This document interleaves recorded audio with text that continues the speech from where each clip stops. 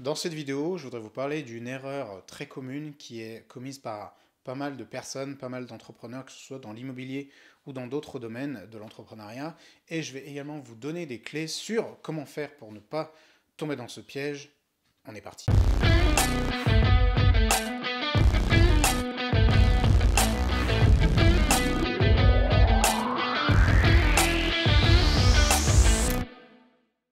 Dans cette vidéo, je voudrais vous inviter à prendre conscience du fait que chaque pas que vous faites, chaque décision que vous prenez engendre des conséquences que vous allez nécessairement devoir assumer.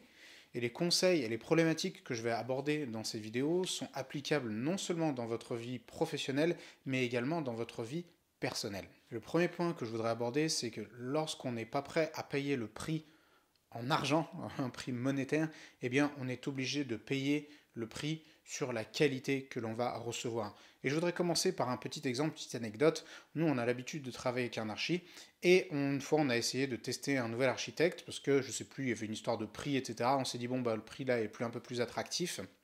Donc on a essayé de travailler avec un autre prestataire, et en fait, il s'est avéré que c'était vraiment un désastre. Le dossier était plein de coquilles, enfin, c'était un bordel, il fallait repasser derrière, la qualité était vraiment mauvaise, et donc là, en l'occurrence, on en a vraiment eu pour notre argent. Donc là, il a fallu passer au peigne fin le dossier, sous peine de soit avoir un truc pourri, soit se prendre une demande de pièces complémentaires, c'était un permis de construire, il me semble, soit carrément se prendre un refus parce que le dossier était trop mal ficelé. Et il est évident que lorsque vous voulez économiser sur le prix de la sous-traitance, vous allez nécessairement le payer par la piètre qualité du produit ou du service que vous allez obtenir. Et il faut prendre conscience du fait que nous disposons tous de trois grandes ressources en quantité plus ou moins limitée.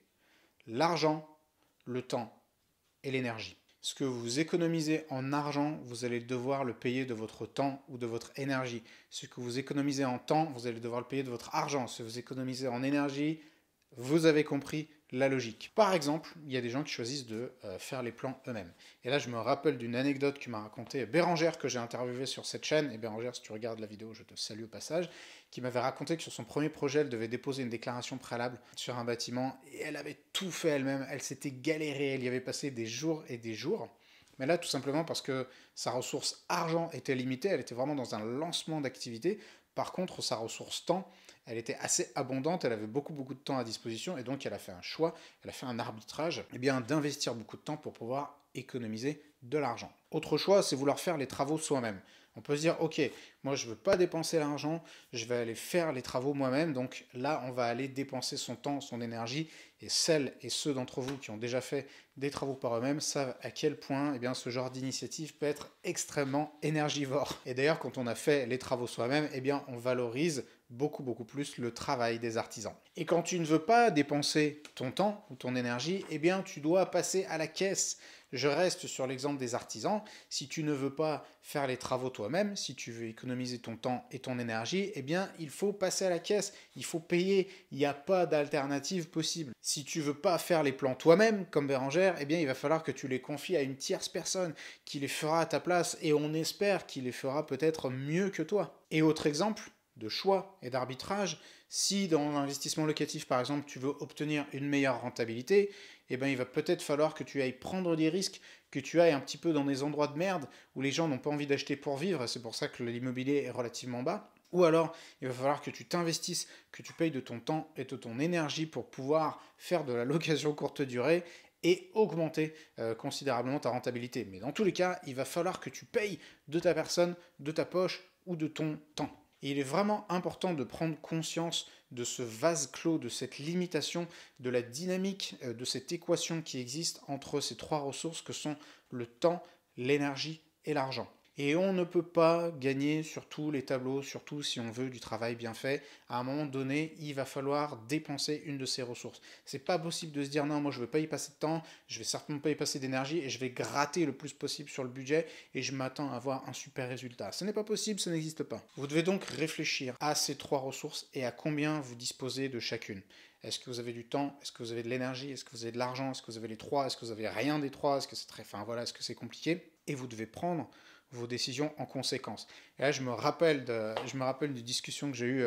J'avais Camille, qui était l'ancien vidéaste de la MDB Academy, qui est maintenant parti vivre dans le sud, il a pris sa retraite. J'ai eu une discussion avec lui à propos de voiture. Je cherchais une voiture. Et je lui disais, j'ai acheté une caisse l'année dernière, et en fait, il s'avère que le coffre est tout petit, bref, je me galère avec, et puis elle était un peu chère, alors j'ose rien faire avec, parce que j'ai peur de l'abîmer. Et je lui ai dit, je vais acheter une daube, je vais acheter une bouse à 3000 balles, et comme ça, au moins, j'aurais pas peur de la défoncer, il n'y a pas de souci. Et lui, il me dit, ah, mais tu sais, toi, le problème, c'est que t'as pas de temps. Ta ressource limite, c'est le temps, et que si voilà, tu t'achètes une caisse à 3000 balles, tu vas devoir l'amener au garage sans arrêt, parce que les caisses à 3000 balles, elles tombent en panne. Il dit, et donc, tu vas devoir l'amener au garage, et ça va être un problème, puisque toi, du temps, eh bien, tu n'en as pas. Et il fut une époque où j'avais pas une thune, où vraiment j'étais à la dèche, et où là, où par contre j'avais un peu plus de temps disponible. Et donc là, je faisais tout, par exemple, mes stratégies étaient toutes axées sur comment faire pour dépenser le moins possible, quitte à ce que ce soit au détriment de mon temps et de mon énergie, comme par exemple un investissement que j'ai réalisé il y a quelques années, où je suis allé faire de l'enduit moi-même, je suis allé faire de la peinture moi-même, j'ai meublé, machin, fixé des corniches dans les coins des plafonds, enfin bref, je me suis vraiment galéré, j'ai tout fait moi-même parce qu'à l'époque, le budget était extrêmement restreint, que j'étais prêt à dépenser plus de temps et à dépenser plus d'argent. Aujourd'hui, j'ai plus de moyens financiers, par contre, j'ai beaucoup moins de temps disponible, mes journées sont blindées, et j'ai aussi un peu moins d'énergie disponible qu'il y a quelques années. Et donc je fais des choix aujourd'hui qui sont beaucoup plus rapides. Quand je vois des choix pour des sommes relativement peu importantes, je fais un choix rapide qui souvent me coûte de l'argent, mais en tout cas me libère du temps, de l'énergie et me libère de la charge mentale. C'est un choix personnel en fonction de cette équation justement de ressources qui est la mienne. Et d'ailleurs, vous pouvez vous amuser à faire un petit calcul qui va vous amener énormément de valeur. C'est de calculer la valeur de votre temps à vous. Alors, la question qui se pose, c'est à combien vaut votre temps? Combien vaut votre temps de travail? Et là, il faut le valoriser. Alors, ça dépend si vous êtes prestataire, vous facturez à l'heure, ou alors vous êtes salarié. Dans un cas comme dans l'autre, ça peut être plus ou moins facile, mais si vous êtes prestataire et que vous facturez à l'heure, c'est extrêmement facile. Si vous êtes salarié, vous allez devoir faire un petit ratio horaire. Amusez-vous à faire le calcul, en fonction de ce que vous gagnez tous les mois, de ramener ça à un taux horaire. Et demandez-vous combien vous gagnez pour chaque heure. Ça va vous donner votre valeur temps, votre valeur de chaque heure de travail. Si vous voyez qu'une de vos heures de travail vaut 50 ou 100 euros et que vous pouvez sous-traiter certaines des activités que vous réalisez vous-même pour moins que ça, eh bien, il y a clairement un arbitrage à faire. Ça veut dire que peut-être que l'allocation de votre temps n'est peut-être pas optimisée et qu'il serait bon d'arrêter de réaliser des tâches que vous pouvez sous-traiter ou déléguer facilement ou déléguer à moins cher pour vous concentrer sur une activité qui est beaucoup plus rémunératrice. Et sachez, il y a beaucoup de gens qui ont des croyances limitantes sur le sujet de la sous-traitance, le sujet de la délégation. Il y a énormément de tâches qui peuvent être sous-traitées, qui peuvent être déléguées pour des sommes relativement modestes. Et je vais vous donner un petit exemple, par exemple le ménage chez soi. Moi, pendant des années, je me suis dit, mais le ménage, jamais je ne le sous-traiterai, je le ferai toujours moi-même. Même quand je serai millionnaire, je ferai le ménage moi-même parce qu'il y a une vertu, je trouve c'est pas mal. Et puis, je trouvais toujours ça un petit peu gênant, de confier son ménage à une tierce personne qui vient, qui rentre chez vous et puis qui commence à nettoyer le bazar que vous avez fait. Et en fait, avec le temps, on s'embourgeoise, même si je n'aime pas penser que je me suis embourgeoisé, mais surtout, je me suis dit que, en fait, c'est une sous-traitance comme une autre. Que là, ce temps, enfin moi par exemple, c'est des trucs que je faisais les samedis après-midi par exemple, je prenais 2 heures, 3 heures pour faire le ménage, et je me dis, mais en fait, ces 2 heures, 3 heures, c'est 2-3 heures dans une semaine aujourd'hui, en ce qui me concerne, c'est considérable.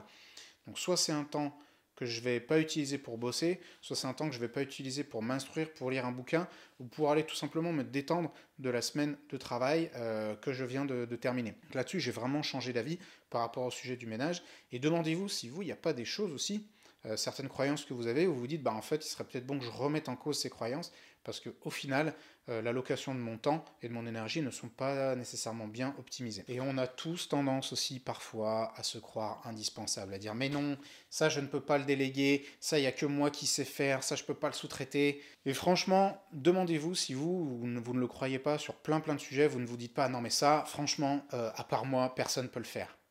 Et dites-vous que des gens indispensables, il y en a plein les cimetières. Et qu'au final, il n'y a pas du tout ou que très peu d'activités qui ne peuvent pas être sous-traitées. J'en veux pour exemple mon expérience de voyage. Si vous le savez, moi en 2022, je suis parti faire un voyage en Amérique du Nord de 7 mois et ça a nécessité une grosse mise en place de délégation, c'est-à-dire que j'ai dû me rendre complètement inutile dans plein de sujets, ou en tout cas, on a dû beaucoup anticiper mon départ pour que je ne sois plus indispensable sur plein de postes. Donc j'ai annoncé à l'équipe que dans 6 mois, dans un an, j'allais partir et qu'il fallait absolument que l'entreprise puisse tourner sans moi, c'est-à-dire que je devienne, limite, que je devienne inutile dans l'entreprise. Et en fait, c'est intéressant parce que quand on fait cette démarche, eh bien, on se force à déléguer, on se force à sortir du milieu, du milieu du tableau. Et en fait, quelque part, on se rend un petit peu non indispensable. C'est une expérience intéressante qui m'a appris en tout cas que, encore une fois, des gens indispensables, il y en a plein les cimetières, et qu'au final, il y a énormément de choses qui peuvent être sous-traitées, qui peuvent être déléguées, quand on trouve les bonnes personnes, ce qui a été mon cas, et je salue au passage toute l'équipe de la MDB Academy. Il faut comprendre que votre temps, votre talent ont besoin d'être alloués avec la plus grande des sagesses. Et par exemple, si vous passez votre temps à aller jouer les plaquistes, à aller jouer les peintres, à faire de la démol, vous pensez peut-être, je pense que si vous le faites, c'est peut-être vous avez une bonne, on va dire, une bonne intention derrière, vous vous dites que vous le faites pour le bien de votre entreprise, pour le bien de vos finances, mais en réalité, dans le long terme, c'est votre entreprise que vous pénalisez. Pourquoi? Des plaquistes, des peintres, des gens qui font de la démol, enfin les exemples que je viens de donner, vous pouvez trouver relativement facilement des personnes à qui vous allez le déléguer.